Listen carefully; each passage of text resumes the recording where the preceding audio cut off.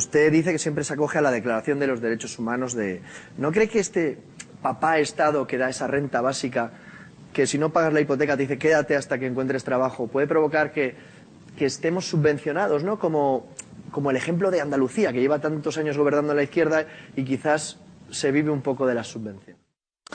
Vamos a ver.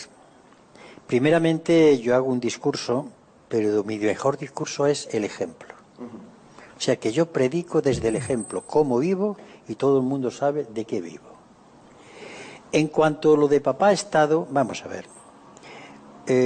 Seguramente nadie me negará que la solemne Declaración de Derechos Humanos es un monumento. Pues ahí dice que en el caso de paro toda persona tiene derecho a un subsidio. Luego, si estamos con la solemne Declaración de Derechos Humanos, hay que aceptar que todo tiene derecho por ser humano. No hablamos de la dignidad intrínseca del ser humano, pues eso significa para que el ser humano sea digno, tiene que comer todos los días, si no ese discurso es bazofia. Pero hay más. La Constitución española habla de una serie de derechos de los españoles, por tanto, el que la gente se le dé cuando no tienen es un derecho al cual tienen, y perdone la repetición, tienen derecho por ser seres humanos. Usted afirma, para salir de esta crisis, aquello de no pagar las deudas ilegítimas, aquello de la auditoría de la deuda que hicieron en Ecuador. Si hacemos eso, ¿no cree que se nos va a respetar poco en el extranjero y no cree que podemos convertirnos en un país que se lleve a la autarquía, como en el franquismo, ¿no? Porque si no pagamos las deudas... ¿Pero usted se cree que a este país lo respetan ahora? ¿A usted quién le ha dicho que este país es respetado ni respetable? Mire usted, cuando un país cambia la Constitución por la amenaza de una gobernante como la Merkel, ese país ya no tiene dignidad, ni sus gobernantes la conocen. Decir que pagar la deuda a los bancos es primero que los gastos de los españoles se llama traición, y ese es su nombre.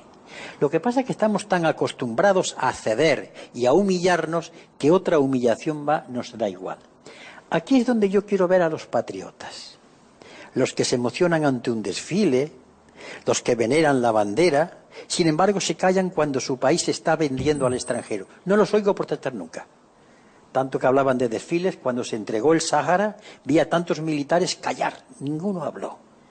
Vamos a hablar de patriotismo, pero de patriotismo sobre hechos concretos. Bueno, del Sáhara hasta Felipe González dijo aquello de sí. hasta la última gota de nuestra sangre. Sí, pero quien lo entregó fue el rey Juan Carlos, de modo que no lo olvidemos, ¿sí? Porque Franco estaba como estaba.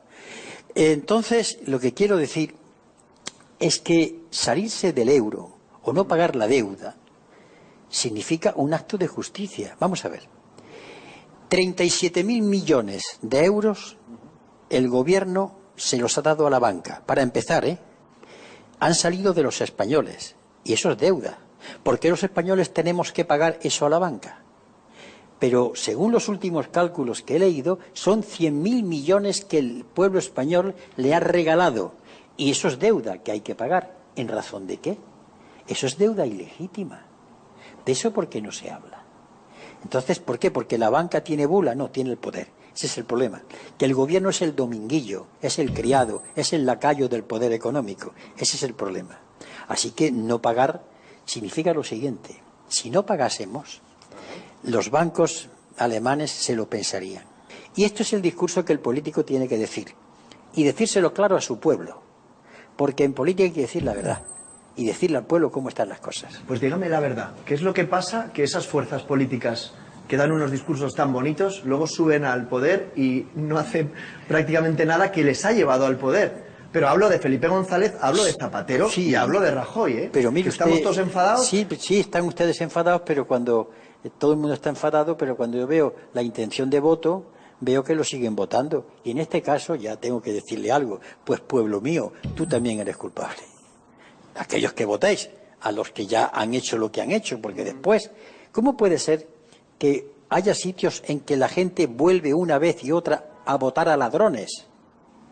Entonces, no le echen la culpa a los ladrones, sino a ustedes que los votan una y otra vez. ¿Pero qué tiene el poder? ¿Son esas fuerzas económicas las que ¿Qué les poder? obligan? ¿Qué tiene el poder cuando digo llegar al gobierno? Un momento, ¿Qué hace que cambien esos el gobierno partidos? no es el poder. No. No, lo demuestran cuando suben los políticos y les dicen, tú no mandas, ¿no?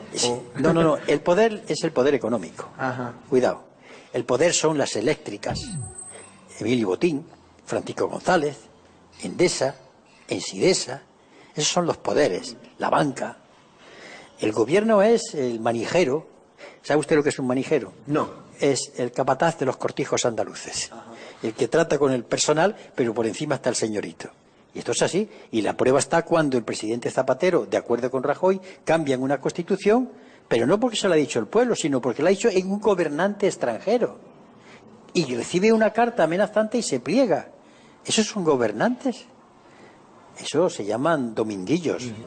Cuando el comunismo se ha llevado a cabo, ¿por qué termina en un populismo revolucionario, en un totalitarismo, en una ausencia de libertad? Hablo de la URSS, hablo de Cuba y hablo ahora de Maduro en Venezuela. Bueno, vamos a ver. Quite usted a Maduro. Vale. Quite usted a Maduro porque Maduro ha ganado las elecciones. Y es curioso que una determinada prensa española habló de Hugo Chávez como dictador cuando ganó todas las elecciones. E hizo algo que no han sido capaces de hacer los gobernantes occidentales. Someter su mandato a revocación.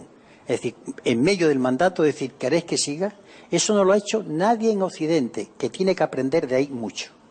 Unión Soviética.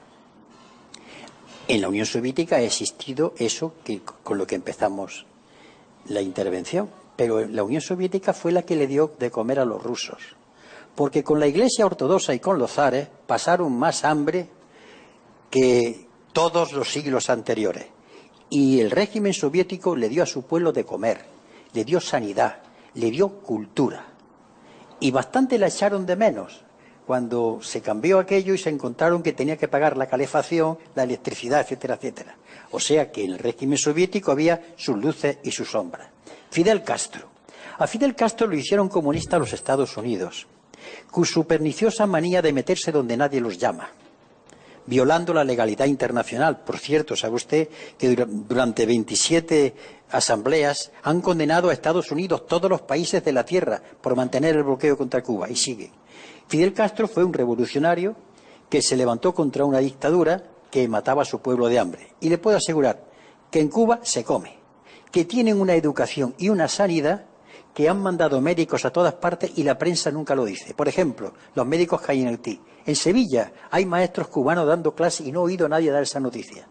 Y naturalmente es un concepto que tienen. No estará de acuerdo conmigo en que hay menos libertad, que hay solo un partido político.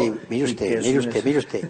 La libertad no es solamente la asistencia a partidos políticos, porque verá usted, aquí hay partidos políticos y hay zonas donde no hay ninguna libertad.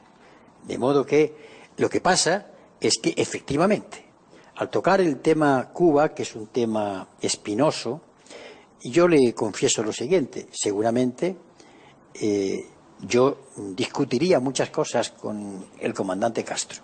Lo he hecho cuando he hablado con él. Pero tengo claro una cosa. El comandante Castro y yo estamos en la misma trinchera, contra los Estados Unidos. Pero estamos de acuerdo que en los regímenes comunistas la gente se escapa. Como en Evidentemente, sí, mire usted. Sí, y por varias razones. Una, porque no están a gusto al llegar a determinado nivel de vida, quieren más cosas. Y en segundo lugar, también, sobre todo pasó en Berlín, porque tenían enfrente un escaparate. Y es verdad que se fueron, pero no se cuenta la segunda parte. La segunda parte es que en la Alemania del Este, en el Berlín actual, siguen votando a los antiguos comunistas. Porque circula en ese mundo una especie de proverbio que se lo voy a decir. Cuentan los excomunistas las poblaciones y dicen lo siguiente: lo que nos contaron del comunismo era mentira. Lo que nos contaron del capitalismo era verdad. Nosotros nos hemos encontrado con estos nuevos políticos que tienen más capacidad que nunca para tener más información que nunca, pero menos preparados. Entonces, incluso hoy la encuesta PISA dice que nuestros profesores, por irme a su profesión, son los que menos se reciclan, los que menos se forman. ¿Por qué cree que es esto? Cuando la gente les busca a ustedes como políticos, los de antes sí que eran buenos, ¿qué les pasa a los de ahora? Voy a ser brutal, pero la verdad hay que decirla. Los políticos somos como la sociedad que nos pare y nos da a luz.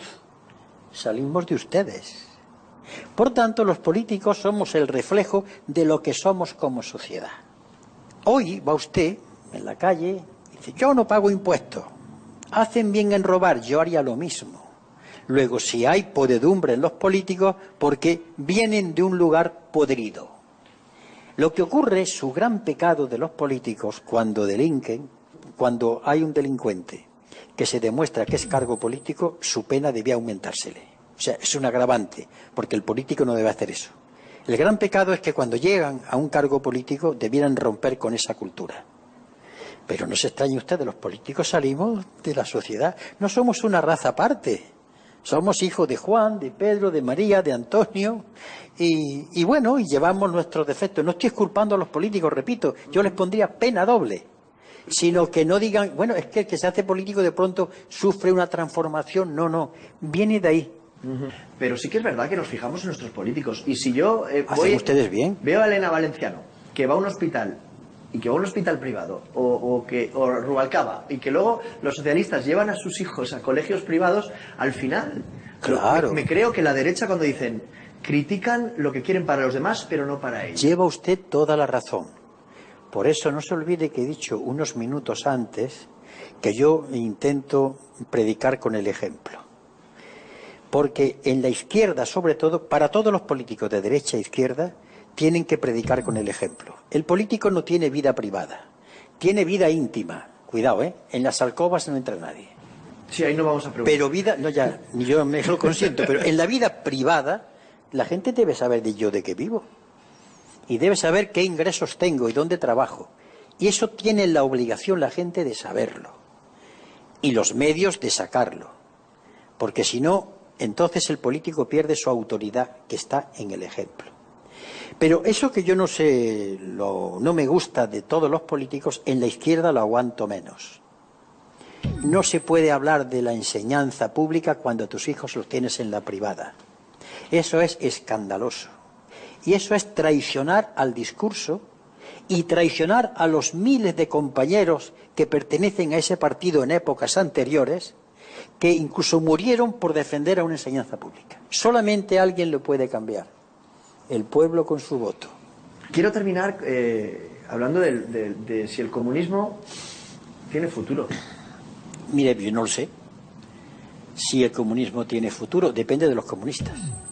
De nadie más, Por eso se lo pregunto a usted. Hombre, verá usted, lo que a mí me mueve a predicar con el ejemplo es que soy comunista, porque el comunismo también es un impulso. Esa idea que yo tengo, por la que lucho, me mueve a obrar. Si los que estamos afiliados, y yo creo que sí, nos movemos por eso y actuamos y escuchamos a los demás, pues claro que sí, porque es un impulso que implica intentar cambiar el mundo predicando con el ejemplo.